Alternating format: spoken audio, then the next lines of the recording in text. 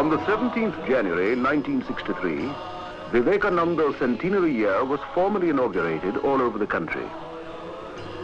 Early in the year, ceremonial processions were taken out in Madras on the occasion. Leaders of the region carried portraits of Swamiji through important streets of the city. Festive music suitable to the occasion was played and ceremonial lamps lit. During one of the centenary celebration meetings in Delhi, our Prime Minister said, "Rooted in the past, Swami Vivekananda was yet modern in his approach to life's problems and was a kind of bridge between the past of India and the present."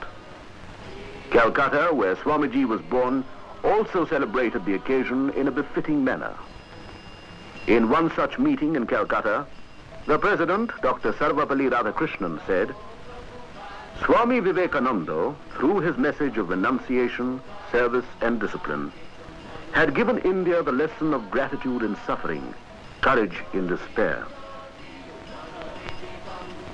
In the evening, there was a program in the newly built Ramakrishna Institute of Culture.